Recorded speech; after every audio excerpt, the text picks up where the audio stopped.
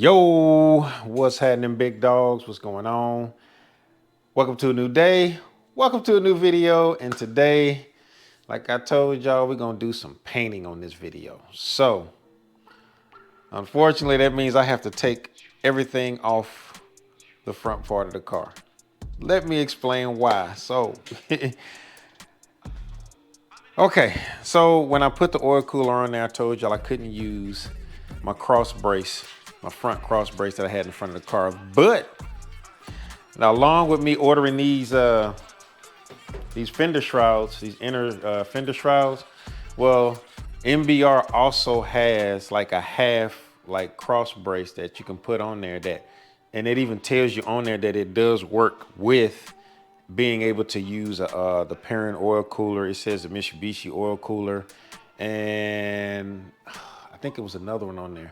But nonetheless, it still allows you to use the oil cooler. So let me go ahead and show you guys what I got on the bench here. All right, y'all, so this is what we got. This is the brace. This is a half brace.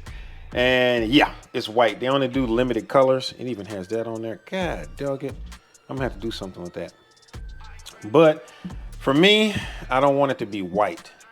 So my thing was to do what I thought of is to go ahead and paint this and make it match the same color as the car. So that means I still have some of this paint left. It's like maybe a little less than half of this left. That means I can do at least 3 or 4 coats of this. And then, you know, we got the adhesion promoter, which I'm gonna spray this on there just so this would stick to it better.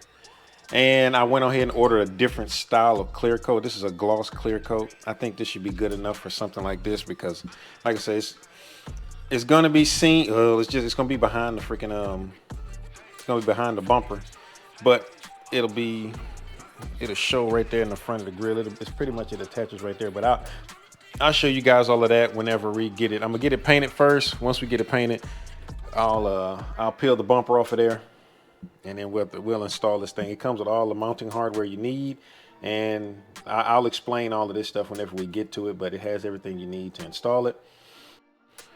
All right, so first off, let's start up with taping this thing up right here. This little label. I'm not the greatest at this sort of thing, but I'm trying to learn. So I'm gonna put y'all on a time lapse so y'all can watch me struggle through this.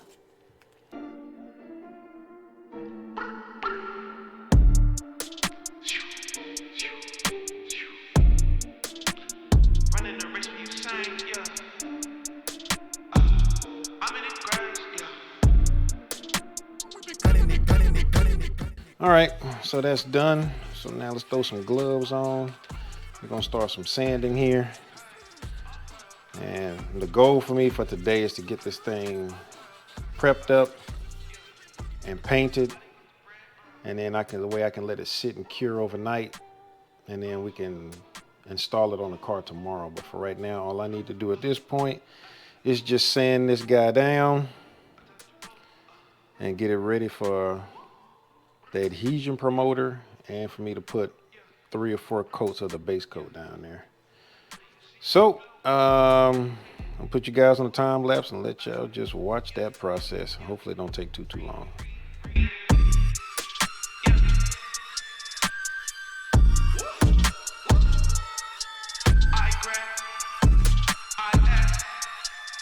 All right, so this should be good to go. It's not glossy anymore. It's got a nice rough feel to it.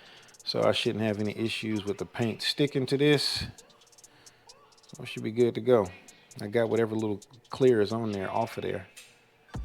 So now I just got to figure out a way. I got me something to paint this thing on. So I'm gonna figure out how to set this up. How I'm gonna hook this up so it can just hang on there, and then we'll get this thing painted up. So let me go ahead and get that set up, and then I'll explain the painting process, and then we'll knock that out. All right, fam, so here we go. I got everything set up. I kind of had to jerry rig all of this up to kind of hang this from there. So now let me give you guys a brief synopsis on how this works if you haven't seen the video where I did some other painting on the car. So basically what I'm gonna do is between each coat, so I'm gonna lay a thin coat, and then I'm gonna wait 5 minutes for it to dry. You know, I got a fan behind me and a fan in front of me to kind of get some ventilation so it gets out of here. You know, any you know, fumes and all that stuff can get outside of the garage. And then every 5 minutes, I'm going to lay a coat. So I'm gonna do 2 coats of the adhesive promoter.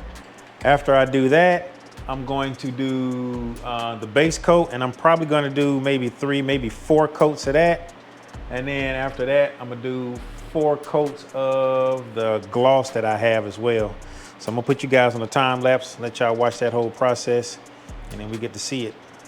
See how it comes out. I'm gonna let it dry, let it cure overnight, and then tomorrow we'll pull the bumper off and everything, and then we'll go ahead and get this thing installed on there, and then we'll be able to close out the video. So listen, let me go ahead and put you guys on a time lapse, and y'all get to see that process. So remember, gonna put a coat, 5 minutes, coat, 5 minutes, coat, 5 minutes, and you know, rinse and repeat. All right, let's get it cracking.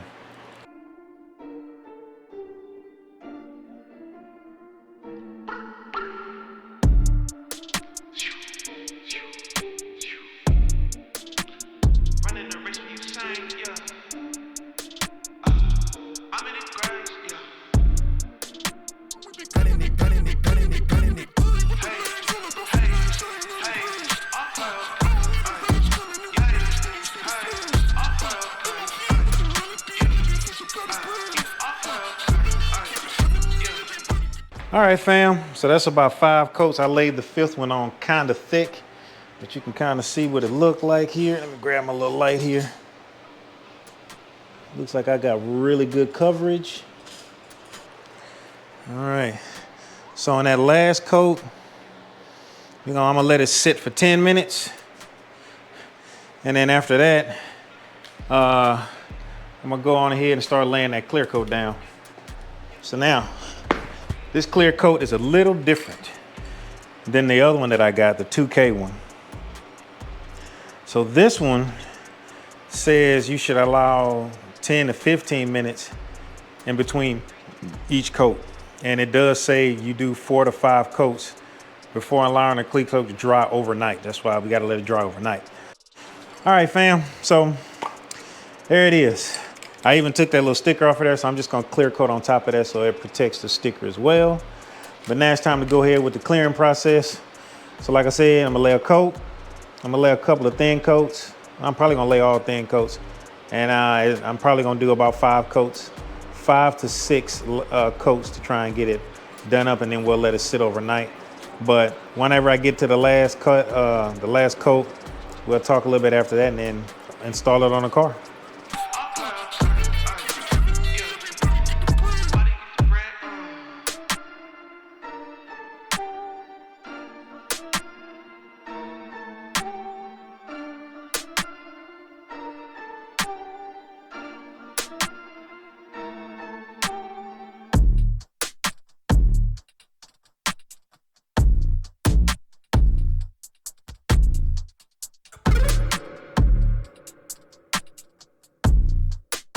All right, y'all, so that's the last coat.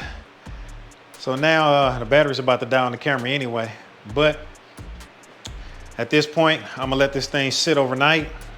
I'll see y'all tomorrow, and then we'll get it installed on the car. See you then. Okay, everybody, welcome to day number 2. And now let's go ahead, let's take a look at the work we did. So let's take a look at this thing. And here it is. It looks really good. It's smooth. It does feel a little rough to the touch, but I think it was that one of those other coats that I put on there wasn't quite perfect, but it's on there. It should be fully cured, and it came out looking pretty good. Now it's gonna be hard to see, yes, but I wanted it to be the same color as the car, and really I'm just looking for that little bar that you could see in there. But we're gonna find that though. So let's go ahead and get this thing installed in there. So to let you guys know, one more thing before we get this installed though, now, let's take a look at this because I already took everything apart right here. Okay, so, you know, I took the dashboard, I took the dashboard off, took that off of there because another subscriber, remember I told you I was saying how this, this lower oil line, it fits pretty tight around this little bend right here. Well, Great WRX kind of let me know. He said, say man, you got to check out that Grimspeed video or them installing the front mount intercooler. And I was like, you know what? Yeah, I'll check it out and see what's up. And sure enough, when I looked at it, this little bracket right here can be removed. So I wanted to go ahead and revisit this. Now, in order to take this off, it's going to give me a little bit more slack right here. So this is not pulled as tightly. And it's going to require me to remove this windshield washer fluid. And because there's two bolts, two 14mm bolts behind here. And then there's two 14mm bolts right here in the front too. If I take these two off and those two off, this bracket comes off. And this bracket usually is when they take this off, when they install the front mount intercooler, it allows, you know, room for that, the intake, the piping, the intercooler piping to go through there. So it doesn't necessarily have to be there. I mean, it's good for reinforcement purposes, but I kind of want to remove that to give myself a little slack right here. So this hose is not rubbing up against this like that. So let's go ahead and I'm gonna remove this, free up this little space right here, and then we'll continue on with the video of installing the cross beam on here. It's gonna go in this upper section, but I'll show y'all that when we get there. For right now, let's go ahead and let's take this windshield washer fluid off, reservoir off, so we can get to those two bolts back here, take this off, and then we can make ourselves some space right here. All right, so in order to take this washer reservoir off, there's a little harness connector thing right here. We got to pop that off. There's a bolt here, well, a nut here, a bolt down here, and I believe there's another one back here that I'm having a hard time being able to see. But I'm thinking once I take these off and able to move it around, I should be able to get to that. Then we can pull that off of there, and then we can get to those two bolts. So let me go ahead and get this going.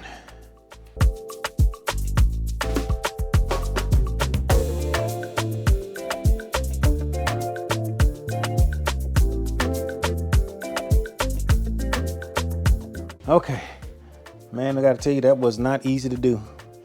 But now we just need to jimmy this bad boy up out of there.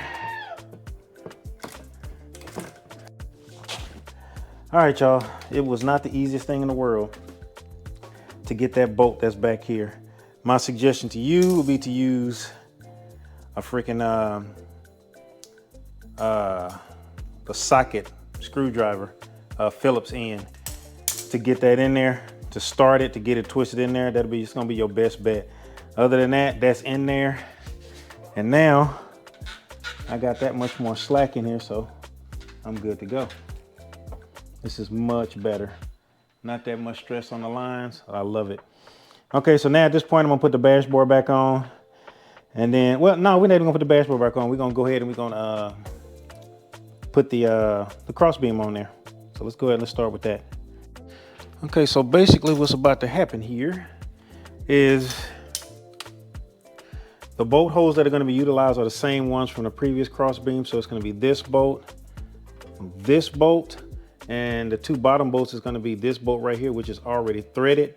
And then another one's going to go over here, but see, this one's not threaded, because that's the reason why that the kit includes one of these little screws, these little holes here, where you can just kind of slide that right over that there. And now we got a place to thread it in there. So now I'm gonna take these two bolts out at the top here. And now at this point, we're gonna use the included bolts. So now the small portion of this is gonna go up here, just like that. So now we'll start threading these in. You don't want to go tight all the way with them. You just kind of want to get them started. Get this one started over here. And we can get the ones at the bottom here started. Start tightening these down a little bit at a time.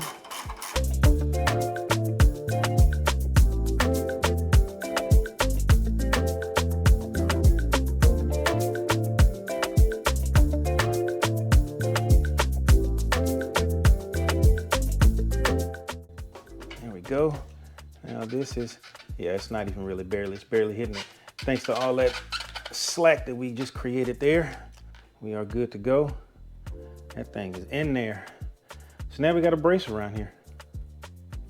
Now, this is still gonna be kind of hard to see. You're not gonna really see it in there. I probably should have went with a different color, but I kind of wanted to use all of that just to brace this up, to give it a little bit more protection to the oil cooler here, we're good to go.